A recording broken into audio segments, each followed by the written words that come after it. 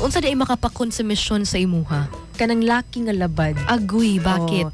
Kanang dili magtarong og update, kanang mamakak, Okay. nang bisag gagmay nga butang bitaw kay mamakak yun siya. So gusto ka anang gina-update ka? Oo, kay para sa ko respeto manggod na siya. Dili man sa ingon ha nga taod-taod update gyud over. Kana lang mga pahibawon kag asa. Nagkuan ko love, kanang computer ko love. Oo, ingon ana. Love ni sanding na ko love. Ay, ayaw pa oy over na pud kay nang love ako nang love nangutkot ko sa ko ang ulo love ana. Dili po ningon na nang update. Uy, kinay uban over na kaayo. Na ay uban nga ganahagin ana. O nay uban. Maglagot tayon ko. Makalagot gid kayo di ba? Kanang ngayon ana nga over na pud kay uy ang ako alang kanang pahibawon ko asa siya kinsa yang kauban ingon na lang good. Dili man sa ingon nga asa ka din mo ingon din siya nga love malipayon ako kauban siya. Hala. Pagway. Magway kuratan ka.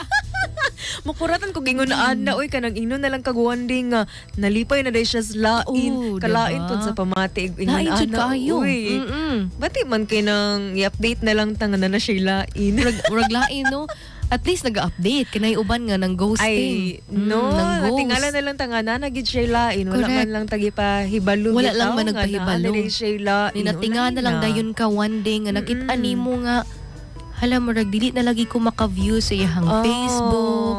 Kasakit man gi-block naman di gi-black naman di. Nag-black na yung pangantaw. Nag-black na siya. Saya. No? Pwede kaya magtagbo mo tapos dili na siya kalit mamansin. O sa'yo mong ma-feel ina na Eva? Sakit. Uy, kay natingala na lang ka nga dili na di ay ikaw niya. Nalipay na siya sa lain. Maka-question biya kas imong worth. Ana no nga. Makaingon gid kag kulang pa di ay ko or mas lipay pag di siya sa lain. Diba? Sa may naranasan mo na ba yung ganyan? Oo, naka-experience ko. Ingon na naglagat ko. Unsa yung worst yun mo nga na-experience sa love? Giilugan ko. Uy, bakit? Giliog. Uy, liog sa baboy. Liog sa baboy. Ang liog ako niya, liog sa baboy. Nahupong niya. Dayon. Ang liog ato niya, liog sa baboy ang hupong. Aday ba? Tinod to siya. Ano ba? Unsa din nahitabo tuod? Nangilog siya, uy, kanang akong ex ato nga time, garas na rason siya, wala ra daw, amiga ra daw sila. O kanag yung rason lagi nga amiga ra, ayaw magkumpiyansa ng amiga ra, kay naanag yun something na while babas. Naka-feel kang word na something. Naanag yun. Naanag yun akong kuana ng instinct. Naka-instinct. Instinct. Kasi akong instinct nga naging something nila. Pero ang laki, gasigig deny. O niya ang bayi, muragwa ragod po. Sabay-sabay pag yun. Friendship ni mo ang bayi? Dili ra po, pero magkasabay-sabay. May kay kauban man sila exan nako. Onya, mo ginahingon nga, time is the ultimate truth teller. Muna siya, no? And time will mo, heal everything. Nagsila. Diba? Nagsila. But look at you now. Yes, diba? I'm very happy sa life. I'm very happy sa love life. Murag ana dapat. I-rephrase to siya. Ay, happy ko sa love life. May single ba? Ikaw? Oo, single. Single. Wala sa double-double diha.